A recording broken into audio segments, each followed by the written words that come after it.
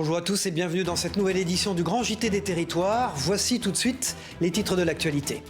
Avec à la une cette semaine la problématique de la vie chère et du pouvoir d'achat. La hausse des prix impacte notamment les professions libérales telles les infirmiers. WEO TV, la chaîne de la Voix du Nord, a suivi une professionnelle le temps d'une journée. Le sort des réfugiés ukrainiens aussi dans ce journal, avec l'intégration de ceux arrivés en France. Dans l'Aube, Maxime, 9 ans, vient de rejoindre sa nouvelle classe, épaulé par ses camarades et le corps enseignant. Un sujet de Canal 32 à découvrir dans quelques instants. De la fève à la tablette, connaissez-vous cette tendance dans le monde du chocolat ? Eh bien, en pleine période de Pâques, la rédaction de TBO nous fera découvrir une chocolaterie bio qui s'occupe de l'ensemble du processus de fabrication. Et puis en fin de journal, nous vous montrerons que bien respirer, cela s'apprend. Près d'Annecy, une école dédiée dispense des cours pour découvrir des techniques de respiration. Un geste qui semble naturel, mais qui aide à la bonne santé s'il est bien maîtrisé. Un sujet de 8 Mont-Blanc à la fin de ce journal donc. Il sera, c'est sûr, l'un des moteurs du vote des électeurs le 24 avril prochain, le pouvoir d'achat. Le thème s'est imposé progressivement dans la campagne présidentielle et fait l'objet de nombreuses propositions à l'approche du second tour. Symbole du sujet, le prix de l'essence. Malgré une légère baisse ces derniers jours, le prix du litre de carburant reste élevé. Une réalité que certaines professions subissent de plein fouet. C'est le cas des infirmières et des infirmiers libéraux, comme Nathalie Rabla, qui exerce dans la Somme. 3 fois par semaine, le plein d'essence s'impose pour cette soignante qui parcourt chaque jour plus de 100 km. Comme beaucoup de ses confrères, elle tente de s'adapter pour ne pas avoir à faire un choix entre son budget et ses patients. Reportage de Jérémy Houbron pour WEO TV. Tous les 2 jours, Nathalie Rabla vient faire le plein d'essence. Un passage obligé pour cette infirmière libérale qui doit assurer sa tournée.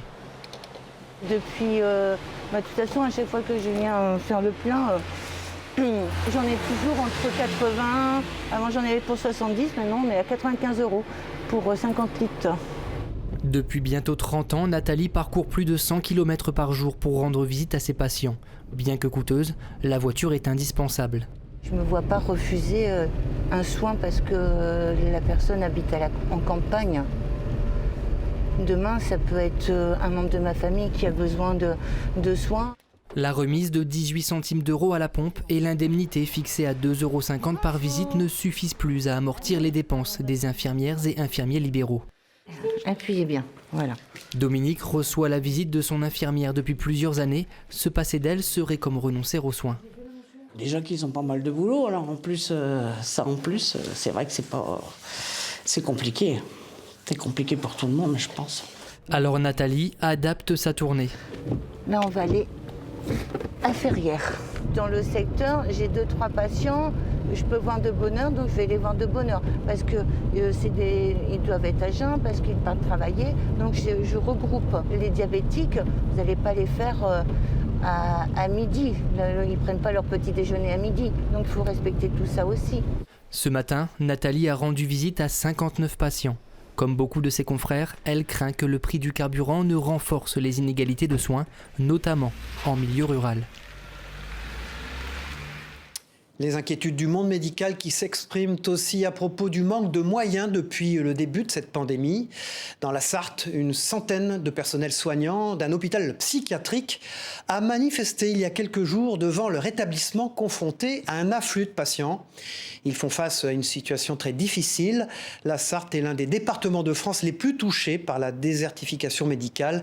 Écoutez ces 2 témoignages recueillis au micro de Laurence Girard de la rédaction de LMTV Sarthe. Effectivement, il y a des gens qui attendent dans les couloirs des urgences d'être hospitalisés à l'EPSM de la Sarthe. Ils attendent leurs soins dans des conditions complètement dégradées, mais ils attendent aussi chez eux. Il y a aussi des gens que leurs familles, quand ils en ont, tiennent à bout de bras et qui n'accèdent pas aux soins ou avec retard. Nous pensons qu'il va y avoir des drames, c'est-à-dire que déjà là, en l'espace de 15 jours, 2 patients ont fait des passages à l'acte grave. Un patient est mort car il n'a pas pu accéder à un lit d'hospitalisation. Voilà, dans cette campagne de l'entre-deux tours, l'un des autres enjeux majeurs est évidemment l'abstention. Les candidats cherchent à attirer les voix de plus de 26% de Français qui n'ont pas voté dimanche. En Martinique, l'abstention était encore bien plus élevée. 57% des Martiniquais ont boudé les urnes lors du premier tour. Un chiffre évidemment impressionnant, motivé par des avis divergents. Propos récoltés par Tom Gagnou et Valérie Vincent de VIA ATV Martinique sur place. Ça sert à rien de voter de toute façon parce qu'on donne de belles paroles mais au final ça ne vaut rien. À chaque fois ils nous donnent des promesses et puis au final... Je ne veux pas voter, ça ne m'intéresse pas. Très clairement, depuis plusieurs années, ça ne m'intéresse pas. Crapule pour crapule, voilà. C'est très important pour moi de voter. C'est un droit aussi, on s'est beaucoup battu pour ce droit depuis quelques années. Voilà, et sachez pour être complet que l'abstention avait reculé de plus de 10 points il y a 5 ans entre le premier et le second tour en Martinique. Jean Jouzel était l'invité de Face au territoire jeudi sur TV5 Monde.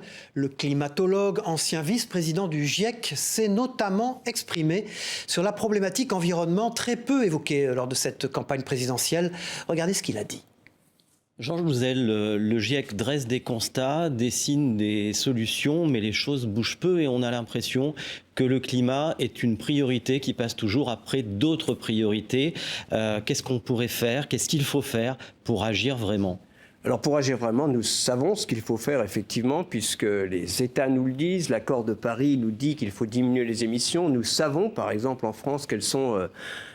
disons les secteurs, 30% pour le transport, 20% pour, ou un peu moins pour l'énergie, pour l'agriculture, alimentation, agriculture, pour l'urbanisme, le bâtiment, l'urbanisme. Donc on sait effectivement que bien, isoler les bâtiments, par exemple, est extrêmement, à moyen terme, est extrêmement porteur.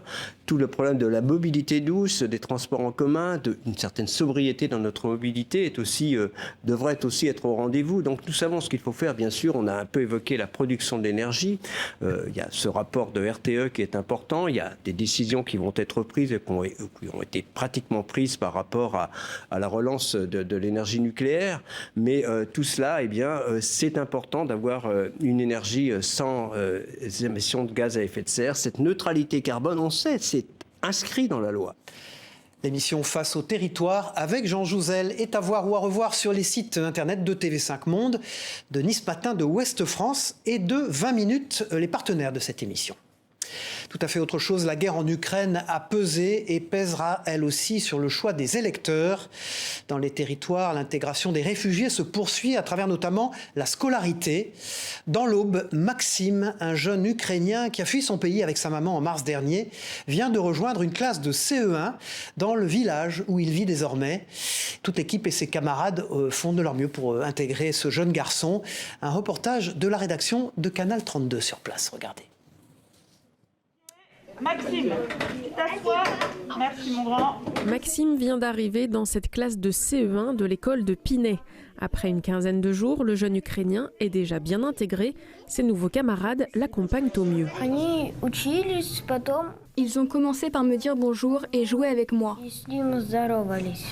Étant donné qu'il ne parle pas encore français, à son arrivée, Maxime a rencontré une enseignante spécialisée pour un premier test. Donc on a des outils en langue d'origine. Là, dans le cas de Maxime, on a des outils en ukrainien parce qu'il est lecteur dans sa langue. Donc on peut lui faire passer certains tests en compréhension de l'écrit en ukrainien ainsi qu'en mathématiques. Pour pouvoir voir son niveau, dans quelle classe pouvoir le scolariser. En plus de sa scolarité en France, chaque mercredi, Maxime est content de suivre des cours avec son enseignant en Ukraine. J'aime ça parce que ça me permet de continuer mes études à distance et de voir les amis de ma classe. Si les journées de classe ici sont un peu longues, selon le garçon de 9 ans, sa famille est heureuse qu'il puisse aller à l'école. Il sourit toujours quand il va à l'école et quand il revient aussi, il est souriant. Il me raconte comment ça se passait à l'école. Il connaît beaucoup de mots français. Comment tu t'appelles? Au revoir, bonjour. Comment ça va? Même s'il peut commencer à communiquer avec ses camarades, être immergé dans une autre langue reste compliqué pour Maxime. Il commence à s'habituer, mais bien sûr que c'est difficile. Et il peut répondre seulement oui ou non. Les équipes pédagogiques n'ont pas d'inquiétude sur les capacités d'adaptation et d'intégration de Maxime. Les écoles primaires auboises accueillent actuellement une trentaine d'élèves venus d'Ukraine. Allez, tout à fait autre chose dans ce grand JT des territoires avec à présent Du chocolat, et oui, vous êtes peut-être en train d'en déguster en cette période de Pâques. Et dans le Morbihan, en Bretagne, Alain Chartier, meilleur ouvrier de France, vient d'ouvrir sa toute nouvelle chocolaterie bio. Du chocolat venu du monde entier, mais en bean to bar, de la fève à la tablette en français. Cette tendance venue des États-Unis au début des années 2000 n'est pratiquée que par une poignée d'artisans dans l'Hexagone. Mais qu'est-ce que le bean to bar concrètement? Élément de réponse avec Karine Chevrolier, la spécialiste du chocolat à la rédaction de TBO, la chaîne du groupe Le Télégramme, en Bretagne donc.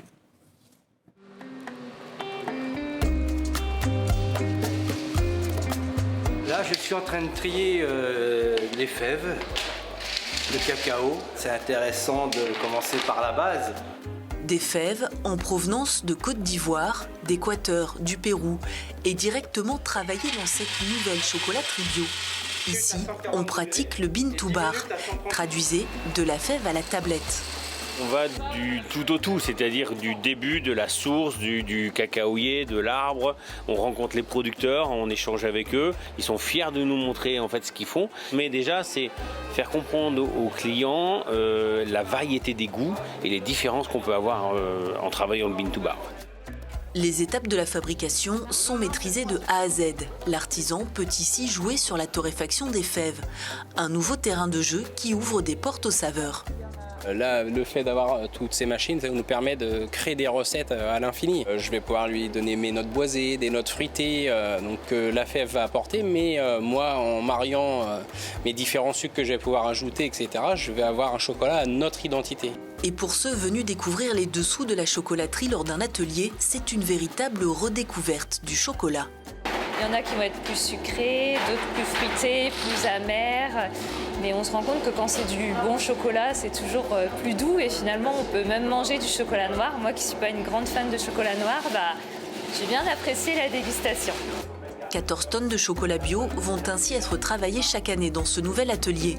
Des fèves qui donneront à l'artisan une nouvelle identité, mais qui finiront toujours dans le palais des gourmands. Et après avoir profité de quelques carrés de chocolat, il peut être utile de faire un peu de sport pour rester en forme. En Bretagne, toujours, un coach sportif a eu la bonne idée d'installer une salle de sport mobile dans son camion. 20 mètres carrés suffisent pour accueillir toutes les machines nécessaires. Avantage de cette idée pensée pendant le confinement, les clients peuvent rester à proximité de leur domicile pour transpirer. Un sujet de Capucine Colin-Guilochin pour TVR à Rennes. En matière d'optimisation de l'espace, Akan Gurel est un as. Dans les 20 mètres carrés de son fourgon, il a embriqué une multitude d'appareils de musculation. La raison, le coach et sa salle se déplacent à domicile, un concept inédit dans le département. Pendant le confinement, moi-même, j'ai pas pu faire de sport parce que les salles ont été fermées. Et là, à ce moment-là, on a eu l'idée de faire du sport dans un véhicule. Clé en main, les clients ne sortent pas de la salle, donc Akan joue au Tetris en permanence. C'est un peu de logistique quand même. Juste ça, c'est le maximum. Et cette organisation, c'est le fruit de 8 mois de réflexion. Il faut optimiser un maximum et il faut que ça soit assez beau à voir aussi. Il ne faut pas que ça soit mis n'importe comment. La sécurité avant tout aussi. Nickel. L'ancien footballeur professionnel a lancé FitProf il y a 1 mois. Déjà, il accompagne une quinzaine de clients, mais surtout des clientes. Je suis une maman célibataire, donc j'ai mon fils une semaine sur 2. Ça me permet aussi d'être assidue, de faire quand même. Il vient jusqu'à chez moi, même mon fils est chez moi. Je peux faire ma séance de sport, il est là. Ce que je peux pas faire si je suis dans une salle pour le coup. Du renforcement musculaire à la remise en forme en passant par le crossfit, le coach propose des cours adaptés, de quoi se dépasser en toute intimité. Bien qu'impressionnant, sa pratique est encore peu développée en France. Le cheerleading a de beaux jours devant lui grâce à 2 étudiants troyens. Alexandre Arlot et Mathieu Dagomer participeront à partir du 23 avril prochain au championnat du monde de leur discipline en Floride aux États-Unis. Encore à l'entraînement, comme vous le voyez sur ces images de Willy Billiard du journal L'Est éclair, notre partenaire, les 2 compétiteurs français s'apprêtent à vivre un rêve de l'autre côté de l'Atlantique. Écoutez-les parler de leur sport avec passion. Je pense qu'il est vu pas comme un vrai sport pour la plupart des gens. Je pense quand ils ont l'air dit cheerleader, ils voient des pom-pom girls, des filles avec des pompons sur les bords des terrains. Mais c'est absolument pas ça. Nous, c'est un sport, un vrai sport et qui est très dur physiquement aussi et mentalement, je pense, parce que c'est beaucoup de pression sur un très court temps. Il y a 5 ans, je connaissais absolument rien du cheerleading. Et maintenant, je participe au championnat du monde dans 2 semaines. Et l'esprit d'équipe aussi, parce qu'on participe quand même à des compétitions, on est tout le temps ensemble, tous les entraînements les week-ends. J'ai 4 heures avec mes coéquipiers le samedi, 2 heures le dimanche, 2 heures le vendredi soir. On est vraiment tous ensemble et c'est une vraie cohésion.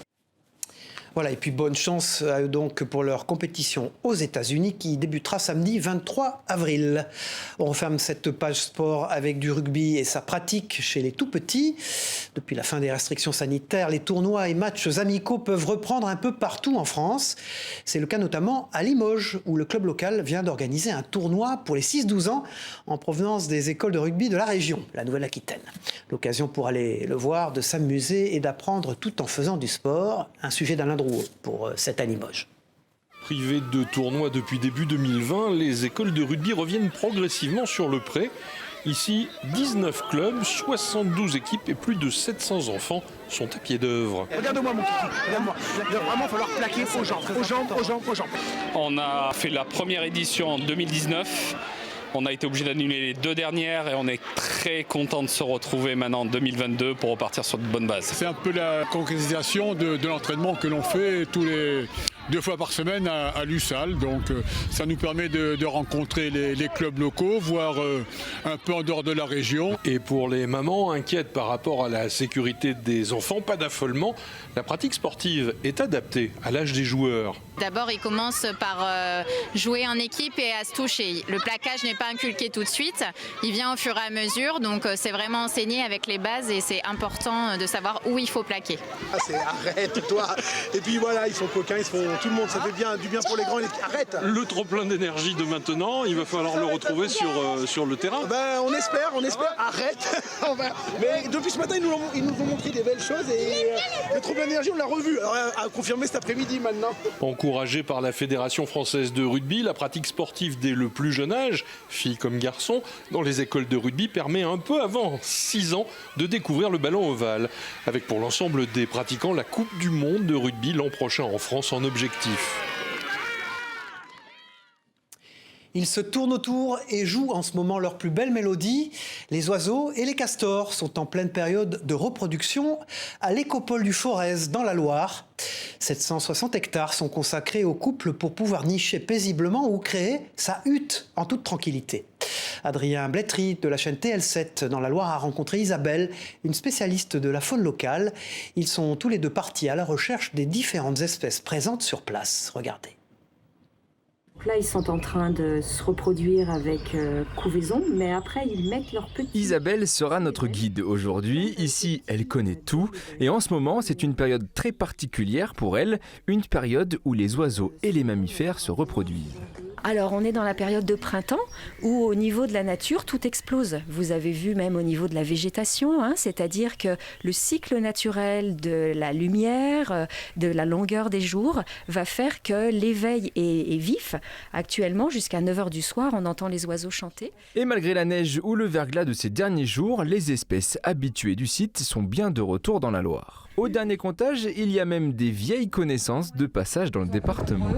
Et l'espèce qu'on n'a pas vue depuis longtemps, c'est la sterne caspienne, qui est une sterne avec un gros bec rouge. Et si les oiseaux n'ont pas besoin de nous pour se reproduire, on peut au moins leur donner un petit coup de main. Des radeaux flottants ont été installés cet hiver pour les sternes, aussi appelées l'hirondelle des mers. Donc, en ce moment, on voit bien des couples se former et les oiseaux qui commencent à nicher et en fait s'approprier un radeau ou l'autre avec le fait que l'on va pouvoir, nous, du haut de notre observatoire sur pilotis, observer tout le comportement de la reproduction de ces oiseaux. Mais il n'y a pas que les oiseaux qui s'accouplent, il y a les insectes et aussi une 50aine de castors, un animal qui vit uniquement la nuit et qui a été réintroduit à la fin du XXe siècle ici à l'Écopole du Forez. Et ce matin, on a réussi à trouver leurs traces. Vous voyez qu'à la hauteur de l'animal, il est capable probablement de monter sur ses pattes arrière pour pouvoir venir manger de l'écorce. Mais en quelques jours, il est capable effectivement de complètement attaquer un arbre. Tous ces copeaux-là sont des copeaux liés à l'attaque d'un castor. Cette année, on met le paquet sur le castor ici. Un parcours pédagogique pour les enfants a été installé. Le public est attendu dimanche pour la réouverture du site. Le vintage a le vent en poupe et les montres de collection attirent de plus en plus d'amateurs.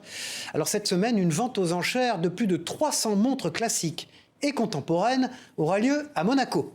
L'occasion de découvrir un univers de passionnés et un marché en constante expansion. Un sujet de Christophe Rigaud, regardez. Le temps d'un week-end, Monaco rassemblera l'une des plus importantes ventes aux enchères de montres d'exception. Monaco Legend Group propose 2 fois par an des ventes de montres vintage pour des collectionneurs venus du monde entier.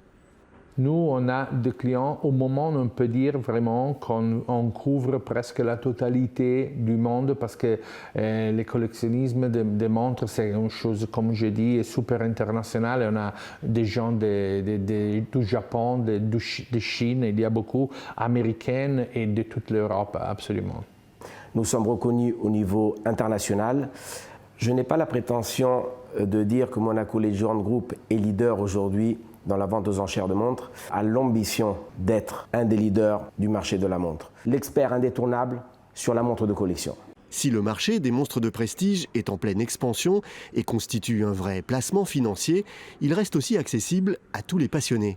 Aujourd'hui, le marché, comme tout le monde déjà connaît, c'est très fort des montres de collection, tous les modèles, les modernes, les contemporaines, les vintage. Mais le marché des montres de collection, c'est un marché pour amateurs. Avec 1 500 €, on achète des montres des années 50, des années 40 qui font part de l'histoire. Les 21 et 22 avril prochains, plus de 300 montres de collection seront exposées pour le public au Méridien Beach Plaza de Monaco et la vente aux enchères aura lieu le week-end des 23 et 24 avril. De la précision de l'horlogerie à la conquête spatiale, direction Toulouse, où le satellite JUICE, c'est son nom, a commencé une batterie de tests chez Airbus, avant son lancement pour Jupiter en 2023. Sa mission, explorer les lunes glacées de la plus grande planète du système solaire. Le projet mené pour la première fois avec l'Agence spatiale européenne est une nouvelle avancée technologique vers la recherche de vie sur d'autres planètes. Les précisions au micro de Manon aussi, du journal La Dépêche du Midi, nos partenaires sur place. Le premier objectif, c'est d'essayer de donner une contribution à la question est-ce qu'il y a la vie ailleurs que sur la Terre?